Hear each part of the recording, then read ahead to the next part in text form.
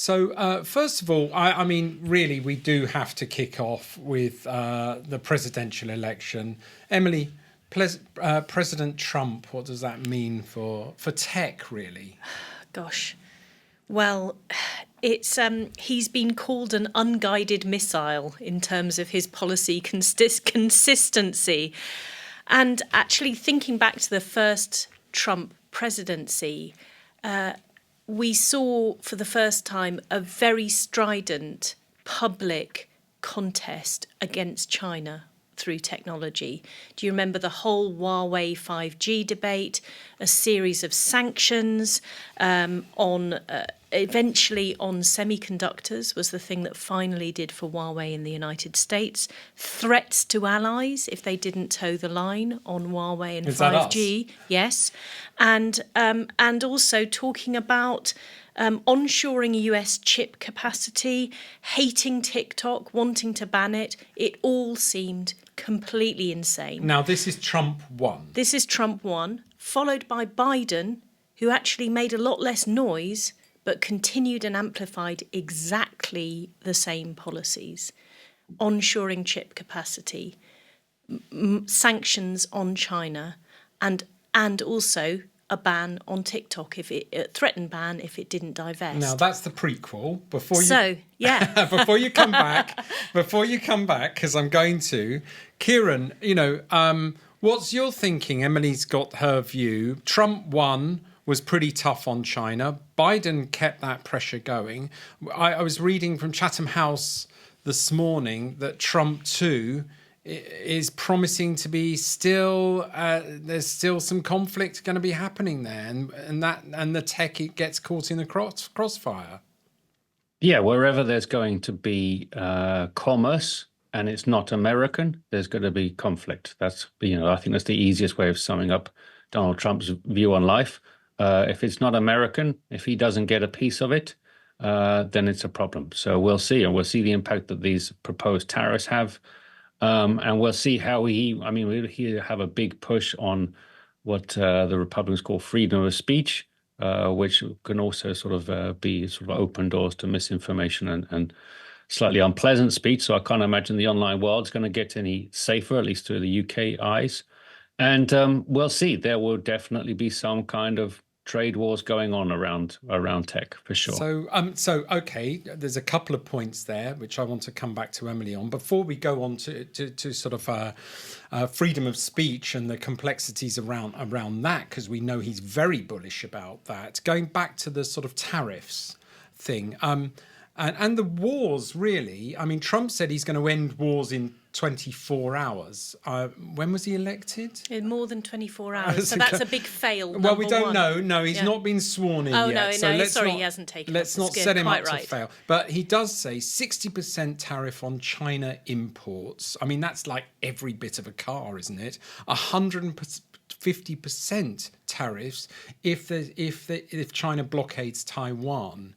And he says they know I'm crazy. So he's playing on his own craziness. And at the same time, he's said in the summer, Taiwan should pay the US to defend it. Yes. So, a typical Trump type of approach, which is saying one thing and then saying the exact opposite, saying, hands off Taiwan or you're going to get hit by even higher sanctions, 150%, or actually Taiwan should be paying us to defend it, suggesting that it's an open door to China. So which is it? Anyone's guess. But I think Kieran's right. It's like whatever favours US trade in the short term. I mean, there's a whole question, big picture, about whether the US approach to China on technology, which is one of containment and slowing it down through throttling access to vital US technologies, whether that containment strategy really will work or whether it will spur on China to become self-sufficient on key technologies. Now, that's very interesting because, Kieran, we were both in Singapore last week or a couple of weeks ago. we're looking at a different world. When I was last in Los Angeles, the streets are crumbling. The highways need fixing. The bridges are really suffering. And you drive around and you think this feels like it kind of some parts of it. I love America, but there's parts of it that feel like sort of old Mexico. Then you contrast that with Singapore. And the pundits are saying, actually, China doesn't really care about the tariffs. It's inoculizing itself against the tariffs by investing in 33 countries in Africa with open trade investment deals. It's putting tech elsewhere. It's building up tech dependency elsewhere. Yeah, I mean, the Trumpism is very short term and very transactional. And part of the reason that the United States has maintained this kind of superpower status for so long is it's often thought medium to long term, at least outside the country for sure. And that's what China is doing. China has built quite a strong, very strong block of support in a big chunk of the world. And you just look at, for example, when they started banning all the Chinese stuff coming into the US, they've just gone and created their own operating systems and created their own hardware. And that hardware is just as good, in some cases slightly better and cheaper. So China is definitely resurgent.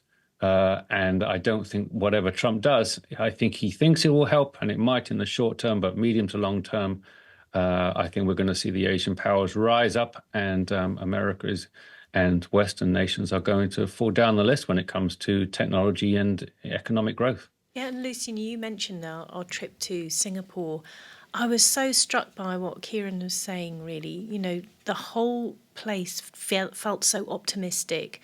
So there was such a sense of belief in itself. And I felt like, God, you know, Asia, we fixate on China for obvious reasons, but there are so many parts of Asia which feel very, very optimistic, and we seem to have lost our mojo in Europe and America, and it feels like a grief cycle. It feels like, you know, I feel like the US, you know, it's an amazing country, a great country, and of course many people in America did not vote for Donald Trump, but he's had a sweeping success in this election. It is not marginal, it is massive.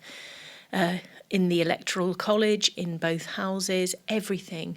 So are we seeing America's decline flailing around, going for isolation, protectionism, and trying to recapture those sort of heady days of the 1950s? Or is it actually going to experiment with this and come through stronger because it's got so much to give the world? Well, they say that, you know, Trump is a businessman, and businessmen try and make things clear and they go for deals. So he's going to run the whole of America like a business. He's got Elon Musk. He's promised him a great big job sort of reforming government and making it more like PayPal, make it more like Tesla.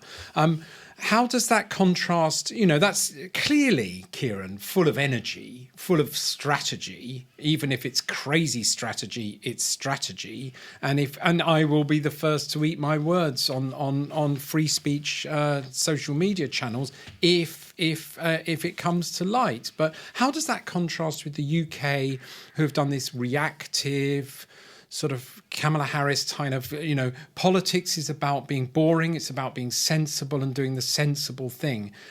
Isn't it also about taking people with you and creating this sense of excitement, even if it's madness? Well, I think what you have to, America is very different to the UK, and I know America pretty well. I spent 14 years there, and he came back to the UK 2.5 years ago. And I would never, I love America, and they will do remarkable things, and it will rocket, and Trump will pull some things out the way, and he will enable some things that, that would be constrained in an environment like the UK. So I expect to see amazing things. I mean, it's not like because I deeply dislike Trump's approach and philosophy to life that he, in terms of the wider country, him being there won't be a good thing. It will probably end up being a really good thing for some of these countries or companies. That's the truth.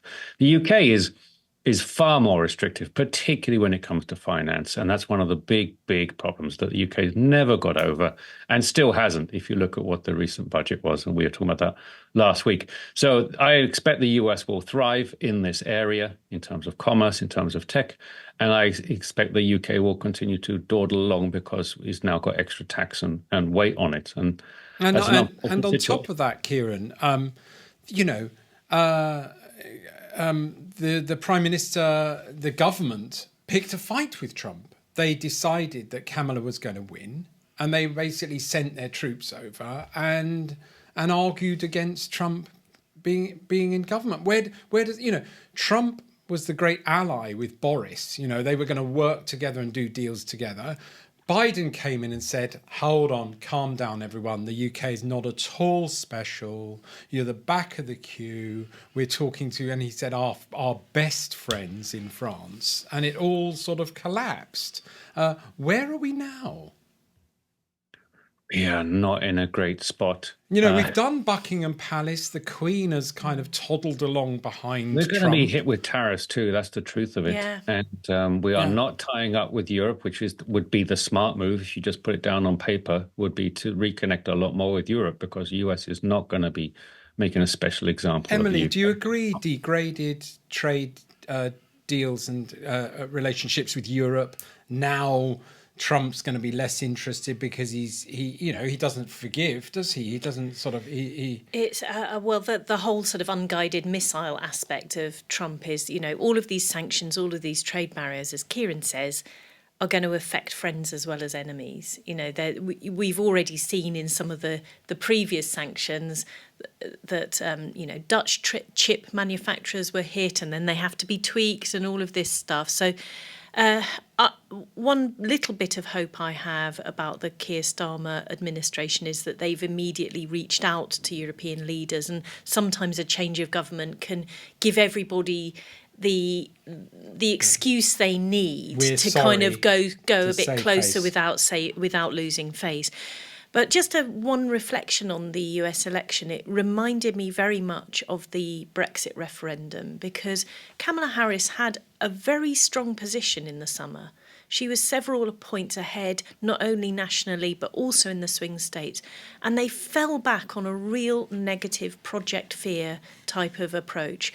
We never heard what her vision, her motivation. You're saying she lost vision. I think she lost rather than Trump winning. And also the sort of co-opting kind of glamorous celebrities to tell people not to be stupid, effectively. Right. And that sort of categorising all Trump supporters as stupid people and garbage.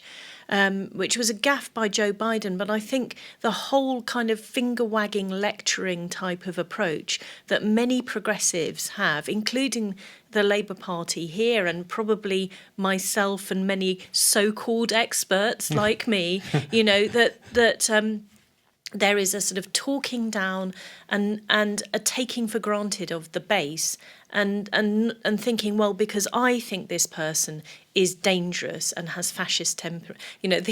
There are so many quotes from cabinet ministers in the UK who've called him a tyrant in a toupee, a fascist, a misogynist. Now they've got to eat their words and suck up to the guy, because that's real politics.